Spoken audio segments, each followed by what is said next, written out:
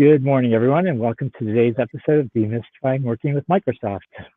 And today we're going to talk to Steve Schneiderman. So, Steve, welcome. Howdy. And just by way of introduction, Steve is he is deep into digital transformation, an author, a speaker, and for the past 5 years has been with Microsoft in the SMC organization. So, Steve, I'd like to introduce you or have you introduce yourself. Tell everybody a bit about you and what your role is. By all means, thank you very much, Rob. Name's Steve Schneiderman. I've been in tech for over 40 years. I started back in the 80s, and so that was the key punch days. I've been around, digital transformation in its infancy to where it is now with AI, and have been loving every minute of it. I've worked on the corporate side for half my career as a buyer of services that you guys offer. And then the other half working for tech companies like Microsoft in sales and marketing leadership roles. So you've seen both sides of the coin there. You've been on the buying side, the partner side, as well as being inside of Microsoft. Great. It helps a lot, especially when dealing with my customers, because I've sat where they've sat, and I've had to do big projects and big transformations, and it's challenging. And so aligning the right team and partners is critical. Absolutely, absolutely. Well, maybe you could walk us through what your role is today in the SMC organization as an account executive, what you're responsible for, what the goals of SMC is, and maybe the types of accounts that you work with. Sure. So obviously, SMC is small, medium corporate. That can mean a company with a couple of $1 million in revenue to a couple of billion. So it's very, very broad. We have customers in just about every single industry you can imagine, and several who are hybrid these days. For instance, I have one who's hospitality and healthcare. And so it makes for a very interesting and challenging type of sales role. There's about 150 of us in the SMC organization. We are divided east and west and then into subregions. I have Arizona and Colorado. And some of us are industry specific and others are geographically focused. So I'm geographically focused, but like some of my peers, I have a high concentration of a particular industry. In my case, it's healthcare. And our sole goal is keeping the customer satisfied, looking for ways to help them, starting from a business lens or an industry lens, and eventually connecting them to Microsoft solutions or the solutions of our partners. Okay, and so does that mean then, are you touching the entire Microsoft stack? So like whether it be modern work or Azure or Biz Yeah, Apps? we are selling across Microsoft from A to Z. And each year they add additional products. And for instance, over the last 2 years, we've been selling the Surface hardware line as well. And so, yes, we sell everything in the M365 stack, in the Dynamics and Power platforms, and in Azure and in hardware, as well as unified support and everything in between. So we have to be, I don't want to say experts because no one could possibly ever be an expert at the rate things change and evolve. But we absolutely have to have at least what we would call a level 100 or 200, just about everything. Okay, so you are touching, that's very different. I think that's unique to the SMC organization is that in some organizations within Microsoft, you see them focus on a specific product. And your challenge is that you really have to have at least as you said, a 100 level understanding of the entire stack. Yeah, it's very challenging. We block out a full Friday every month to basically dedicate to training. And we go through constant certification and fundamentals classes to make sure we're keeping up to speed with what's coming down the pike next. Okay, and then you alluded to the fact that not only do you have sort of a geography approach, you've got this industry approach. So I assume your challenge with then is you also have to understand the challenges within an industry, not just the technology, but you really have to deep dive into the industry and understand. So for you, healthcare, what are the things that are most relevant and most important to the healthcare type customer? Well, it's funny, and I don't know if it's just me because I've been around so long and I'm such an old dog at this, right? But I have over the years sold to every industry you can think of all around the world. And everybody has the same common needs. They either sell a product or a service and they need to sell more. They need to reduce risks. They need to reduce churn, get a greater share of wallet. And Yeah. really, whether it's healthcare or FinServe, it's still the same business challenges at the end of the day. And so Hmm. I tend to approach things from that very universal lens as opposed to just zeroing in on, oh, it's healthcare, it's a hospital, so we have to work on increasing, uh, uh, you know, uh, patient satisfaction, not customer satisfaction. Right. So you draw those parallels across industries, and you see a lot of that. Yeah, and Okay. it's funny too, Rob, because sometimes a customer in a hospital will say, "Well, you don't understand my business." And I immediately go with the universal approach. And I say, Hmm. do you have these risks? Do you have these business problems? Are you trying to do more of this, less of that? And they Yeah. go, yeah. I said, well, that's just like every other business in the world, except you call yours customers and they call them patients. Yeah. Yeah. Yeah. Good, good. Well, I want to switch gears on you here for a second and talk about some of the tactical things that I think are important for partners to understand. And I'd love to get your take on that, specifically around Partner Center and sort of the interaction that you believe is important for partners when it comes to Partner Center, and how that helps you, and what your expectation or your hope is that partners understand around Partner Center. Right. I mean, deals begin and end for an AE through Hmm. partners. And so it tracks the life cycle. We are dependent upon our partners entering an opportunity into Partner Center to start the process. Once they do that, uh, it gets sent to us in an email alert that there's an opportunity from a specific partner. It gives us Hmm. the value and the name of the account. And then we click a button and it creates a parallel opportunity in our system, what we call MSX, which is actually the Dynamics platform. Hmm. And then these things sync and the information can be updated and shared. And that allows us to begin a dialogue. We can click on things and see who's the contact at the partner, what's the nature of the deal, what are they trying to do, what's the timeline, who are they talking to, and then we can turn around and send them an email or call them and say, "Hey, Yeah. I'm Steve, and I'd like to talk to you about this opportunity." And then, of course, there's a timing involved here. There's a timing element. If they don't do it within, I believe it's the first 90 days, then if the deal closes, the account executive doesn't get any Azure credit against it. And so, Okay. very important that a partner kind of follow the rules and use the tools that are provided. Absolutely, absolutely. So it sounds like, one, it gives you visibility into what partners are doing, but two, it seems like it's a way or for partners to connect with you if they're working on accounts in your territory, that they can keep you updated and let you know, hey, partner X is, we're working on this opportunity with this customer. So it's a great way to connect with you, I imagine, as well.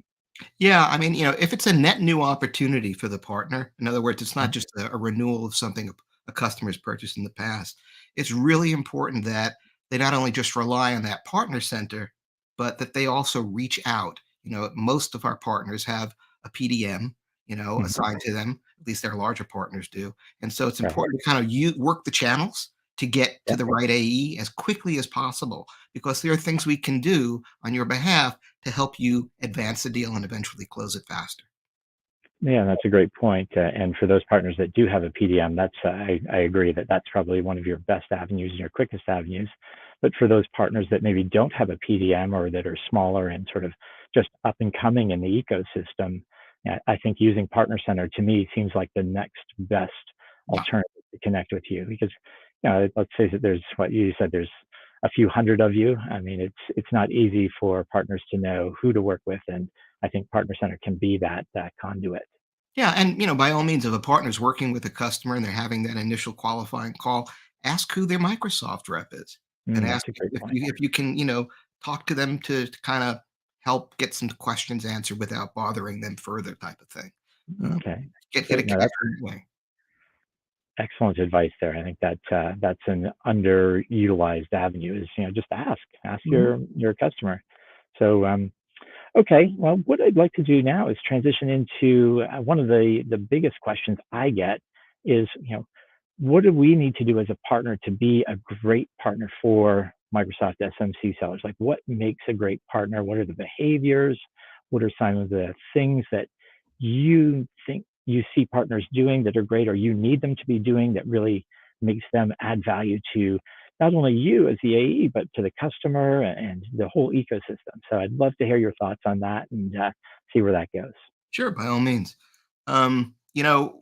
We have, I think, an ecosystem of over 200,000 partners around the world. and it's Hmm. always growing and always evolving. And it's real hard, for 200,000 partners to get to the right AE with the right message at the right time. And so I think that it's important to remember you're selling to an experienced account executive. Hmm. Most of the people I started with at Microsoft 5 years ago had at least 1 or 2 decades of experience in tech sales. There are some folks like me who have 30, 40 plus years. And so, we don't need to be told how to sell, how the co sell process works. We need you when you contact us to reach out with real value that's focused on the customer, not on the AE. And what I mean by that is, obviously, when most of our deals are around Azure, if a partner sells in a particular type of intellectual property that enhances the Azure consumption, we know we get consumption credit. So you don't have to sell us on how that works or how co-sell works. But lead with value, right? And remember, it's a sales call when you first reach out to that AE. Don't be assumptive. I think a lot of people get on a call or they send an email out and it's like, just send me your customer list and we'll get started. And it's like, wait a second, you haven't even asked me out for a date yet. And so, slow down, right? Respect the AE, respect their experience and their knowledge of their own customer base, which they've cultivated over several years, and start with your unique selling proposition. I want Hmm. I wanna know what's different about you, right? Because with 200,000 partners, after a while, some of them do sound a little bit alike. And so what I need to understand is what's different about you. And Yeah. if it's not different from a particular product or service, maybe it's your experience. Maybe you've got an unbelievable set of experiences, case studies, and success stories that would Yeah. really intrigue my customers. But lead with the value, right, to the customer Right. first and be very crisp and very clear. Don't present to me with a 90-page PowerPoint deck. I don't have the time for that. Right. Um, SMC sellers are expected to spend half their time or 20 hours a week minimally customer facing. The other 20 hours a week are spent on a lot of administrative work and a lot of internal meetings and meetings with partners. And so Mm. respect the fact that, we can't do an on the spot meeting later today. I'm not sitting around waiting for you to call me. Right? Right. I'm making my own calls. And Yeah. so, just respect the AE, come to us with the unique selling proposition, 2-minute elevator pitch, brief Mm. call. If you can schedule a call for 15 to 20 minutes and I'm still talking to you at the end of that time, it means we probably have something we can work on together. But if you Right. come at me with an hour-long call and 90 slides, I'm gonna tune you out in the first 5 minutes. That's a great point, and I will say I do remember the first time I had an opportunity to work with you. It was like, "What do you got?" And tell me in 90 seconds. I'm like, Yeah. "Okay, let's go." So it's a great lesson. Is that I think that it's a lot of people that I see they have this 30, 60-minute presentation, and I'm like, nobody's got that kind of time. I mean, if you look at what Steve and Steve's peers have to get through in a day or in a week, that's a lot. Yeah, as you said, 20 hours a week minimum in front of customers. I mean, that doesn't leave a lot of extra time with all the things we know we have to do as sellers. Yeah, yeah. So, I think that, it's very easy when you're an AE at a partner to kind of get carried away and very excited, or you get into this kind of rhythm. You're calling one AE after the other, right? Right. But I mean, the AEs here, for the most part, have had um, fairly low churn in customers over the last 5 years, maybe Okay. 10% a year moves and changes. And so we have developed 4 or 5 year old relationships with our customers. We built that trust and that authority. So respect that because we can't introduce every single partner that reaches out to us. It would Right. be unfair to the partner, unfair to us, and unfair ultimately, and most importantly, to the customer. We can only bring in so many trusted partners to any one account in any given. Right. Yeah, well, that brings up something that I wanted to dig into a little bit was, earlier you mentioned that you're responsible for covering the entire stack of the Microsoft suite. So how do you view that in terms of partners? Do you look for a partner that's, oh, we're everything to everybody, or do you focus on best of breed type partners? I'd love to hear your thoughts on how you Yeah. approach that. I've had some partners over the years who have said, "Oh, we do it all." Right. And I mean, I've been around long enough where when someone says they're the jack of all trades, they're usually the master of none. And Right. so when someone comes at me with that type of an approach, I'm very leery and Yeah. I lose interest very quickly. I would much rather hear about, either a unique IP that you own, that you've Hmm. developed that fills a gap, a white space for a customer, Yeah. or I'd like to hear about specialization in a particular type of services. I mean, for instance, we have many partners that say, "Oh, we do Azure." Azure has 164 services last count, right? You Right. can't again, it's the same jack of all trades, and you can't do them Yeah. all well. The Dynamics platform is ever growing and growing and growing. You can't tell me that you can do it all. You Right. probably can do sales and marketing or finance, but can you really do field service and customer service and the Power Platform too? After a while, I begin to call the bluff, and I Yeah. just don't believe it. So I do prefer people that come at me with a very narrow focus. They know the Hmm. types of customers they're looking for, perhaps in a particular industry, and they have a solution for that industry. And they have the case studies to prove that they can do it over and over and over again. It's repeatable. Right. Well, that goes back to, I think, what you were saying earlier about the unique selling proposition. What is that for you? And if it's so wide and so broad that you can't articulate it in, a couple minutes, yeah, I think you're right. I think that is it can be a challenge. It's kind of selling 101, right? And Yeah. a lot of people don't belong in sales. That could be a whole nother talk, right? Um, so, I think you have to learn how to be succinct. Yeah. And that means learning how to pause and take a breath, be silent, and, Mhm. and give the customer a chance to absorb what you're trying to tell them. So if you can't do it in 2 minutes or 10 words, you probably don't know your pitch. Right. Yeah, that's a good point. That's a good point. Well, what other behaviors do you see that make for a successful partner in your eyes? And one of the things that I always felt was important was the concept of extreme ownership. Like, if I'm working with you, you need to know that I'm going to handle it soup to nuts. And I'd love to hear your thoughts on that and kind of what your expectation is from a partner once you engage. Right. We use the metaphor here, two metaphors. One is you're the CEO of your own business as an AE, and the Hmm. other one is you're the quarterback of your team. So, surrounding an AE are concentric circles of additional business and technical people. I think my Yeah. team must be up to 50 people now. It's huge, right? Wow. Um, so I've got areas of expertise I can lean on when I need to. When I get intrigued by a partner offering and I decide to take that next step and be the matchmaker and introduce them to the customer, it's Hmm. very important that I can, as the quarterback, toss the ball over my shoulder after that call and go on to my next customer meeting, right? Right. If I can't do that, if I have to stay intimately involved, then it means either I haven't done my job in the introduction to instill the trust and authority that I need to, or it means the partner hasn't really earned it. And so I need someone who can earn it on the first call, pick up the ball and run with it, and then bring me Hmm. back in when we're getting closer to the goal line. You need a little bit of help and you need that solid pass. I'll throw Yeah. it to you and you can score and we can all win, including, most importantly, the customer. Right. So it's that win-win. It's almost a win-win-win sort of. It is a win-win-win. Yeah. Absolutely. I think Yeah. that it's a really good way of phrasing it, Rob, and sometimes we lose track of that because we get Yeah. caught up in the business side of it or the technical side of it, but the customer is part of that as well. Right. Right. Well, then let's look at the inverse of that. So, what's the red flags? Like when you're in a partner's trying to engage with you, or they've reached out to you, or they've connected with you, and all of a sudden the Steve red flags are going off. I'd love to hear Well, what that is. it ties into what you were just saying, right?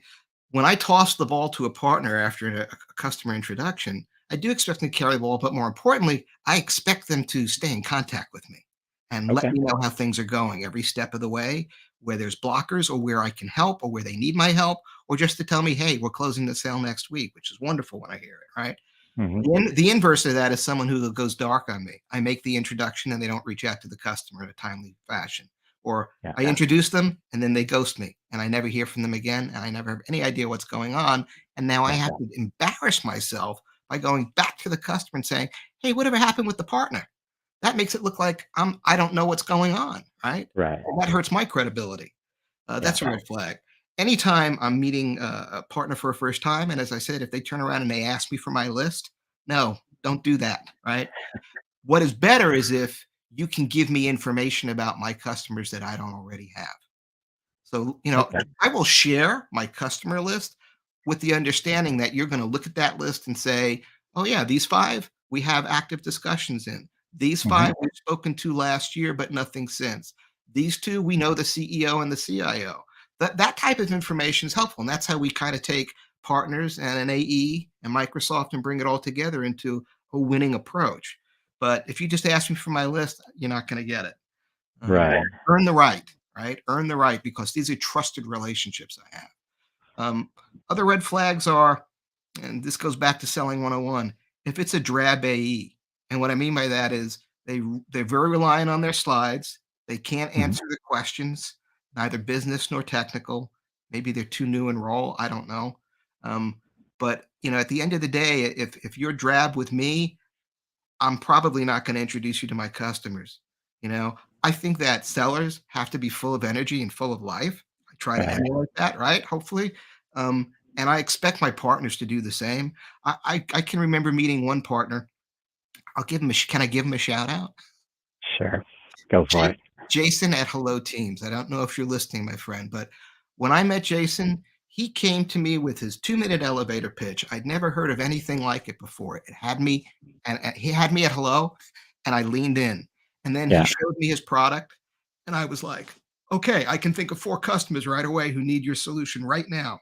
Made those introductions. When he got on those calls, he was full of energy, right? Hmm. Laughing, having a good time, engaging with the customer, pulling information out of them without it Yeah. sounding like a sales call or a used car salesman. And Right. he's got deals going in 4 different accounts.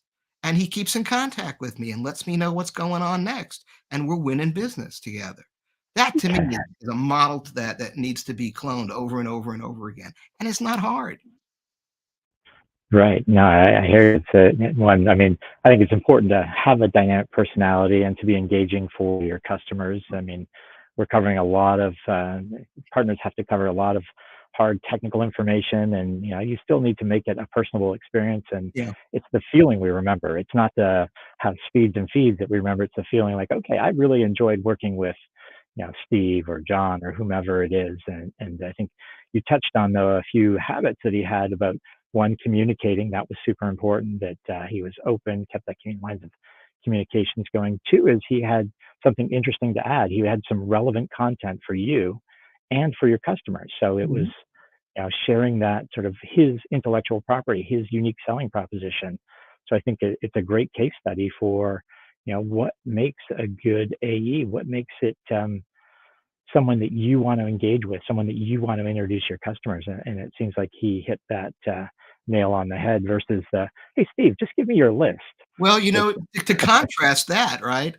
Since we've been promoting this talk, I've gotten contacted by a lot of partners, mhm, and in their little, LinkedIn thing, it's like, want to connect, want your partner list, want to talk about your accounts, and it's like they're leading with all the wrong things, right, they're not leading with value, and that's really, right, we are not. This is something that really is important. I need to hammer this one through. We're not transactional salesmen at Microsoft. We are yeah, relationship salesmen, right? We're yeah, trying to maintain and build and evolve these relationships over several years. And it's not just a one to one like me and the CIO, it's me and my team, right? Of 50 right, people, all trying to descend upon this customer and surround them in different rooms of the house. And so if you come at me with like, well, if your customer will buy 10 licenses at $10 a month per user, it'll give, I don't care about that, right? right, The value to the customer. right. No, it's such a great point. Such an important point is that it's all value-based selling. We're not here, I am sure there are plenty of very transactional partners, and that's just not the business that you as a seller in the SMC organization are in. Right. You're in, as you said, I mean, some of these customers have been with you for years, and that's not because you're transactional. It's because you're bringing value to the table. It's because you're looking at, how do I add value to their day? How do I add value to their process? Yeah, I mean, it's very important. I always tell whenever I'm meeting a new customer, I tell them, I don't know what your past sales have been like, but I'm an anti-salesman. And they go, well, what does that mean? I said, I don't care if you buy anything from me today or when I call you. What I Yeah, care is that you give me first right of refusal. And the way I'm going to earn that is through education. and building trust over time. And that kind of takes all the air out of the balloon, and they sit Hmm. back and they relax and they go, okay, okay. And then that's how the relationship begins to build. And I think that more partners probably need to take that approach Hmm. with the AEs, their counterparts, you know, Yeah. and recognize that that first call is a sales call. It is. I think that's so important. That's a point that I want to just hone in on for a second. Is that it is. It's it's a partner selling to you. It's a partner having to add value to you, just as a salesperson's got to add value to their customer. It's no different, in my opinion, that when they reach out and they do have that opportunity to speak with you or any of your peers across the entire SMC organization, that they're bringing value. They're saying, here's what we're bringing to the ecosystem. Here's the value that we bring to the customer. Here's how that can help you as a seller and move your opportunities forward. So I think there's a lot to that, Steve. I was thinking about this before we got on the call, and I was thinking about 2 weeks ago, my car died, and so I thought I needed a new car, and so I went to the local Honda dealership, and I faced my arch nemesis, a car salesman, and he didn't listen to me. I pre-qualified myself for him. I made it easy. I gave him BANT in the first 60 seconds. Yeah, And when I told him what I wanted, he proceeded to grab a set of keys and took me to the biggest, most expensive car on the lot. And that wasn't what I asked for, right? right, And I think as salespeople, we don't like to be sold to, but as a partner, you do need to sell your value to an AE. That's the only way you're going to be able to open the door. Otherwise, I can hear you knocking, but you can't come in. right. It's so critical to be able to share that value and share it concisely and succinctly, not 90 slides later. Trust me, I've seen the decks. Yeah, I bet you have. So, as we're coming to the end here, is there anything else you'd like to share with our partner community or with your partner community and the partners that are listening today? Well, first of all, thank you for joining us today. This is an important topic. I don't claim to be the expert, right? Um, but it is really important to learn how to work with your counterparts at Microsoft. We Hmm. can do great things together for our shared customers, but it takes two, and it takes a common understanding and the business approach and the selling approach. And just give some of the things we talked about a try in your next round. If you pick up the phone and call me or email me or contact me, think about some of the things we talked about today. Try some different approaches, and I think maybe you'll get better responses. Yeah, and I think I'll challenge everybody listening today is to, come up with your 90-second or your 2 minute value proposition, your sales pitch. Is if you can't share that with Steve or any of Steve's peers, I mean, it's a tough sell to get someone to sit for 30, 60, 90 minutes when you've got a lot of things on your plate. So that would be my one call to action for everyone today is to sit back and work on your 90-second elevator pitch, if you will, and that's what you want to share when you reach out to folks like Steve. Is what I'm taking away, Steve, from our talk today. Yeah, absolutely. And if you don't know what a 2-minute elevator pitch should sound like, get into an elevator, take it to the top, and if you can't do it by the time you get there, you don't have it down pat yet. Right? That's some good advice right there. Well, Steve, this has been a real pleasure. Thank you so much for joining me. And I assume for anyone that wants to connect with you, LinkedIn would be a great place to send them to Great connect with place you to there. start. I respond to everybody. Thank you. Yeah, Great. Well, again, I appreciate your time, Steve, and thank you again for sharing all this information with our audience. great. Hope to see you again soon. Bye bye. Take care, everybody. Thank you.